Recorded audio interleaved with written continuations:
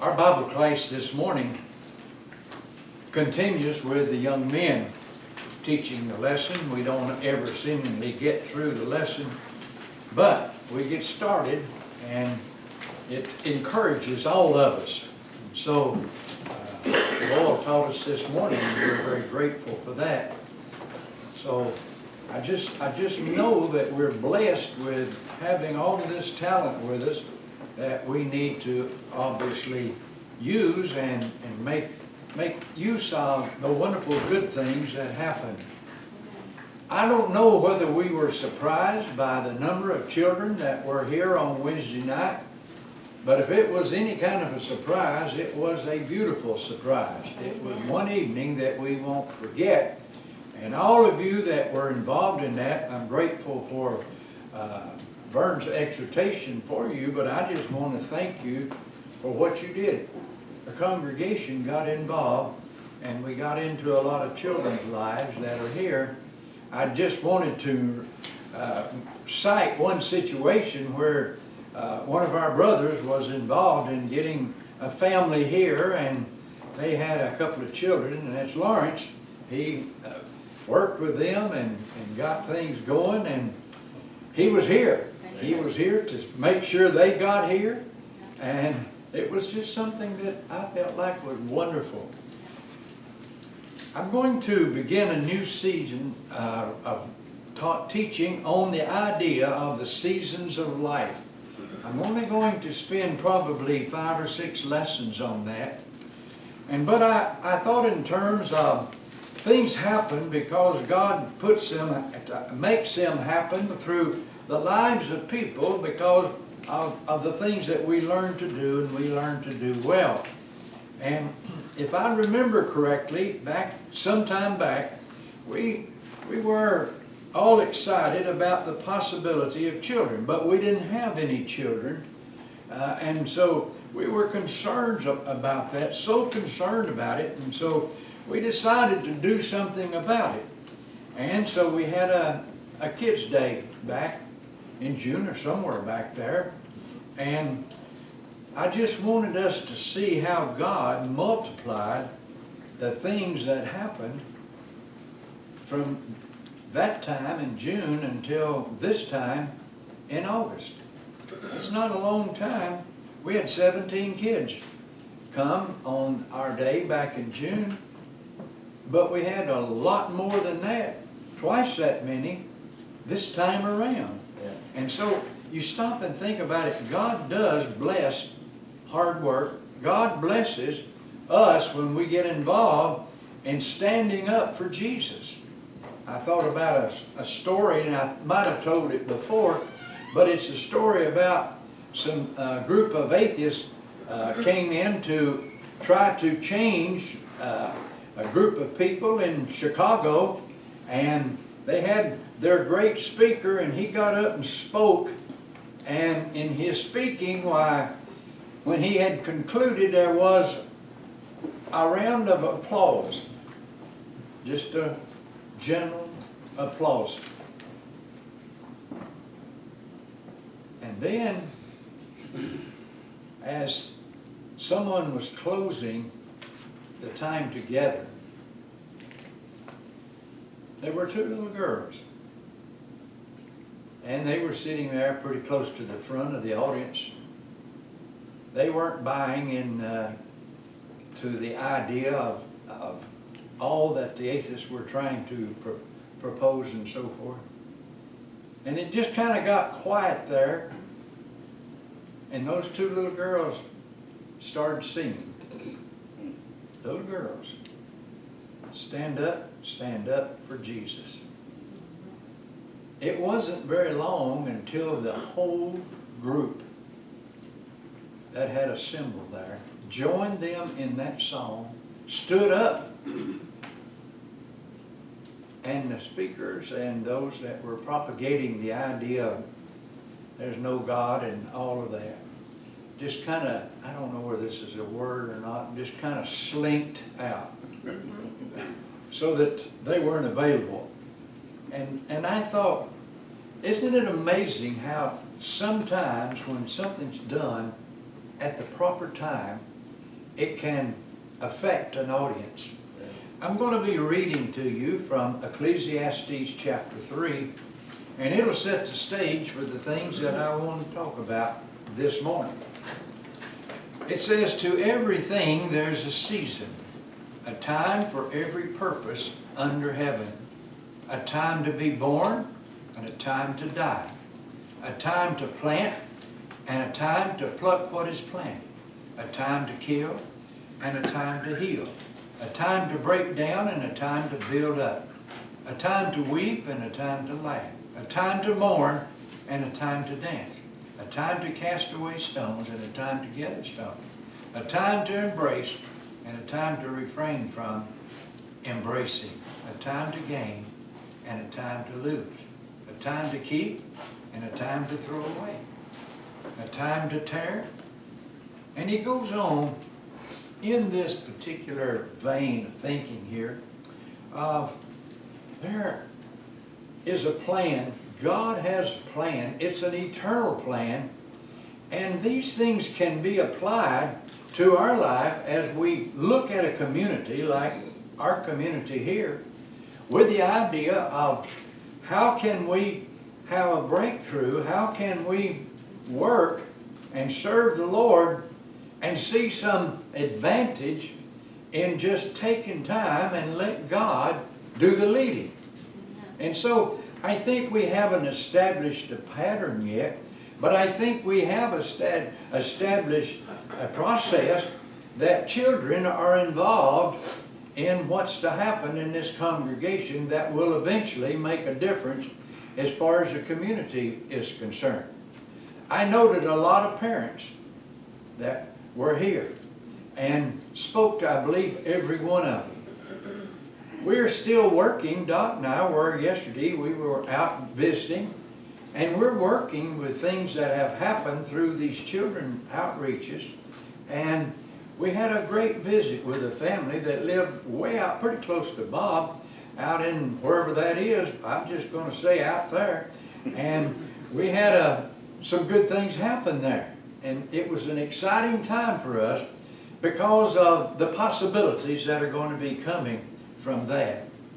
In the text that I read, I noted here then that in looking at a season, I put, number one, everything has a time, so don't get in too big a hurry.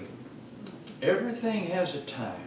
And I thought in terms of, wow, taking our time, working with the children, and I'll have some suggestions at the end of the lesson, but I'm just kind of giving you a rundown on what he's talking about here. Everything has a time. In Mark chapter 1 and verse 15, talking about Jesus Christ, he says, "In the fullness of time, God sent forth his Son."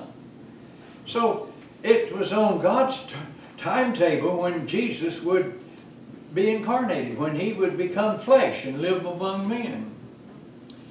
And so in looking, I put then, everything has a season in verse 1 in Ecclesiastes. So learn how to live in that season. How to live in that season. A lot of times young people, and I've got a grandson now who's grown, married, got a child, faithful Christian, teaches a Bible class every week. And I thought about when he was a young person, why we would take him to, I'm going to say, out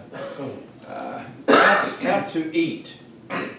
And before he'd get through eating, he would say to us, "Can we go over there to that ice cream place?" And he wasn't going to enjoy that food because he was waiting on going over there to that ice cream place. So when we got over to the ice cream place and started to order ice cream, he was already ahead of us again. And he said, "I'd like for us," and he named the next thing that he wanted to do, and he wasn't able to enjoy what he was doing because he wasn't living in the season as it plays out in life. I've often thought of sermons that I've heard and statements that I've heard. I was at a lesson that was given by one of our black brothers, and it was a lesson at a wedding, and he he said to this couple, he says, I want you to know that it's more important for you in your life to go to the altar than it is to the bedroom. And so he was insisting to them that they stay unmarried, uninvolved with each other until such time as they were united in marriage. And then the things that are blessed to those that are married, they could enjoy that. I remember he had also them, and if you could just envision a man and his wife to be standing right there, he says, I tell you what I want you to do. I want you to turn around. Now he says, I want you to hold hands, and I want you to walk to the back of the building, which in this case would be the front of the building. I want you to walk back there. I want you to turn around and walk back up here. They did that. It was at the Westbury congregation, which is a big building. They had a pretty good walk. But they chatted as they walked, and finally they came back up there. And here's what he told me. He said, that was just a short walk. But marriage, that's something else. That's a long walk. It's a long walk. So I want you to learn how to walk in the season of that particular time. Learning how to live in that season. And the third thought that I picked up from that was everything has a purpose in Ecclesiastes chapter 3. And so I noted that search for it. Look for it. Search for it. And so as I stopped and thought about that, in Genesis 8 and verse 22, as long as the earth endures, seed time and harvest, cold and heat, winter and summer, day and night will never cease. The gardener and seasons change. I thought in terms of the season, shall we say, in culture of adolescent faith, our gospel according to Generation X, and we stop and think, there's some facts that we can look at about the seasons of life. Now, I'm going to be preaching on this for 4 or 5 weeks, and so I put down some thoughts concerning the seasons of life. They are beyond my control. They are beyond your control. Most new seasons of life begin with an interruption, or an irritation, or an inconvenience. Now, you just stop and think about on the day of Pentecost, they'd gone over there for a feast day, and the first thing that happened, there was a sound as a mighty rushing wind, and some men got up and began to speaking in all the languages of the people that were present there, and that was an interruption to the people who were primarily there for that feast day, called the Jewish nation. You're talking about an interruption. There was an interruption. That was beyond any of their control. God was in charge of that. And God brought it about in His time. So I put, we can't control when things happen. We can't control how long they stay. And we can't control the location or the duration on things that I'm talking about here, with the idea of just the idea of understanding that everything has a season. It has a time. And we need to know that, especially in what's happening in the congregation here. We're at a place now where we saw children in the classrooms. I don't think that there were very many children in the classrooms this morning because we're not through with that. We have to continue that for that to happen. And I'll talk about that too in just a little while. I put, we can't predict many of the seasons of our lives. We can't figure out when they'll occur. We can't figure out which one is next. So waiting is a very big part of the seasons of our lives. Now, you would imagine that I would have a sermon then on the season of waiting. Learning how to wait on God, Isaiah 40. So waiting is a very big part of the seasons of life, and some seasons pass at the speed of light, and others just drag by. And so I'm thinking in terms there, we don't control all the seasons in our life. And the third thought is I put, so who controls these seasons? In Daniel 2 and verse 21, God controls or changes times and seasons, it says in the text. He sets up kings and disposes them. He gives wisdom to the wise and knowledge to the understanding. And so He even gives the ability to get wealth. God does. And it's not just to the Christian. He gives certain people the ability to get wealth. We probably have a sermon on that in time to come. I put number 2, they're often confusing. Here's what we would say, why is this happening to me? And I noted that hindsight is normally 20/20. Understanding usually follows an experience. We understand the seasons after they're over. Some things we will never understand. God does not owe us an explanation on everything, Deuteronomy 29 and verse 29. We live by faith and not by just plain old explanations. We learn to live by faith. And so many times it's confusing for us when these things happen.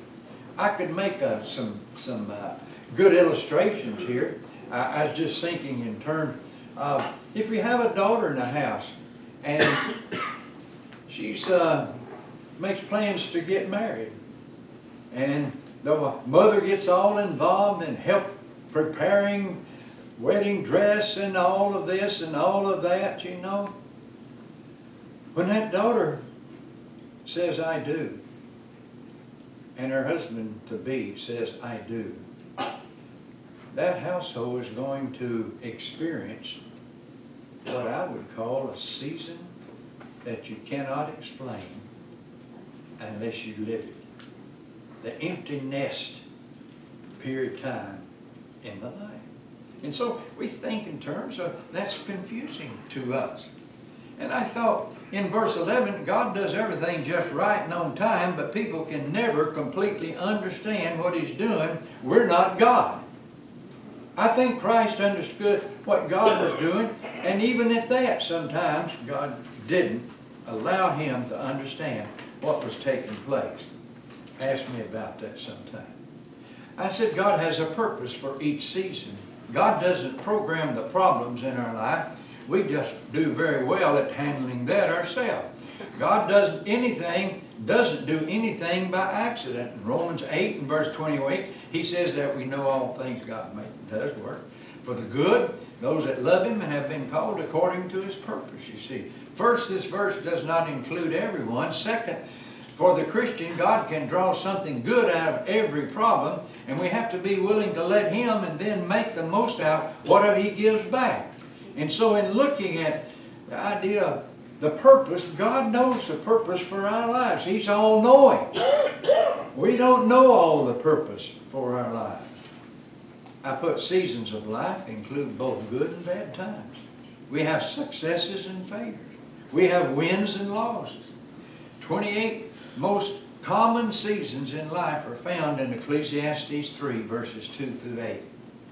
Ray Stevens sang the song, everything is beautiful in its own way. But God's what makes things beautiful in His time. Cancer is not beautiful. Child abuse is not beautiful. Some of us are going through a season right now that is not beautiful. God can make good come from it if we'll give Him the pieces to put together. What I sow in one season, I'll reap in another season. Farmers know this. I've watched, and it's been a real blessing driving in down here to Needville through all the farms and things down here. I've watched, and I've learned some things. I watched them plant maize, I suppose that's what it was, some kind of grain. And I saw where they had reaped that, and then I was by there a week or two later, and I noticed where they had cut down all the stalks, but none of the stalks were laying in the field. I only came to a conclusion that they probably made silage out of it. But they're using it, now they're plowing it up again. And I thought in terms of, wow, a farmer knows some things. In planting cotton, the cotton over here is starting really to get ripe, I'll call it, because it's all bursting forth here. And I'm thinking, they're going to have a picker. And I saw a new big cotton picker come into town when we were in town here yesterday. I thought to myself, that machine must cost $250,000, $250,000. And I thought, somebody had to pay that. What are they expecting? They're expecting a crop. they're going to be prepared for that crop. They know that crop's going to be ready at a certain time, but they don't know what that certain time is, you know. And so in looking at the idea, the way we respond now will definitely affect our future. Bad habits you develop at home and at school are going to affect your career and your marriage. In Galatians 6 and verse 9, he said, "Let us not grow weary in well-doing, for in a due season we shall reap if we faint not." Season of reaping. We have to think that. And so that's something that's good. Questions we need to ask ourselves concerning the season that we are now in. And here's what the question is. One, what can I learn in this season of life? As 2 Corinthians chapter 1 and verse 9, these things happen that we might not rely on ourselves, but on God. And so, in looking at questions that we can ask ourselves about the season of life we're living in now, I know a little thing because I ask questions to people. You know, I ask them from the standpoint of, what about this? What about that? Sometimes to young people, I say, isn't it about time that you became a Christian? You're old enough to, you know it's good. And the Bible says, therefore, if something's good, then you ought to do that. It's a time, it's a season for that, you see. And so I put down here a few things that can help us there. One, life is a test, a preparation for eternity. There are a lot of things that happen where there are tests that come. And I think in terms of, right now we're having a singing class this evening. Most of us won't be here. However, some of us will be here. And I think our singing is just great. I think it's doing better.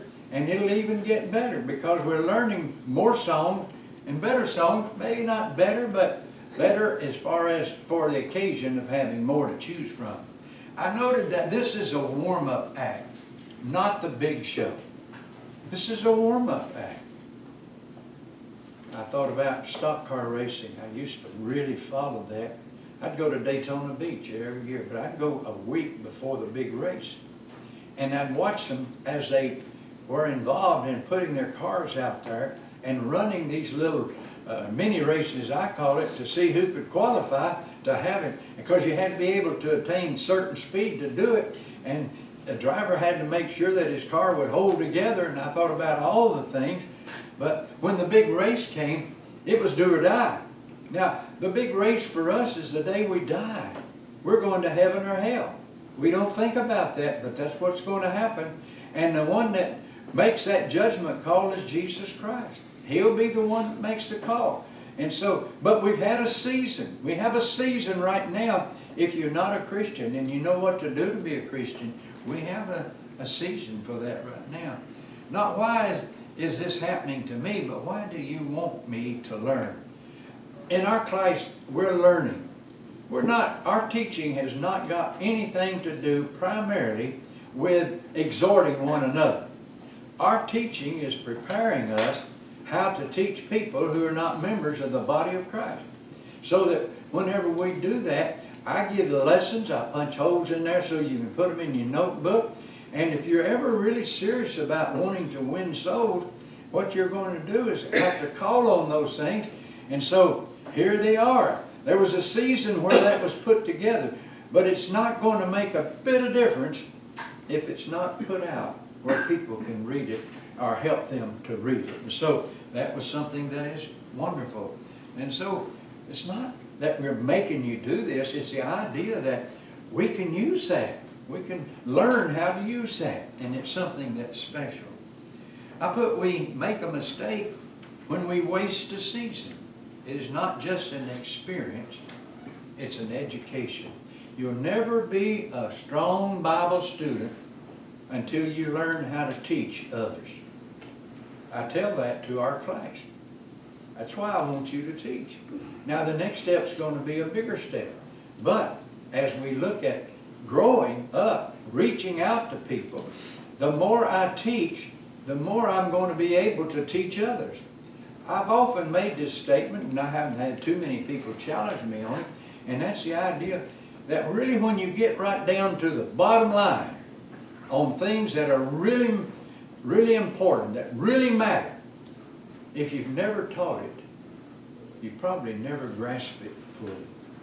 I mean, when it's between you and the person sitting there, and that person's listening to you to tell them how to get to heaven, and you're not willing to do that, we're afraid that they might reject us or something.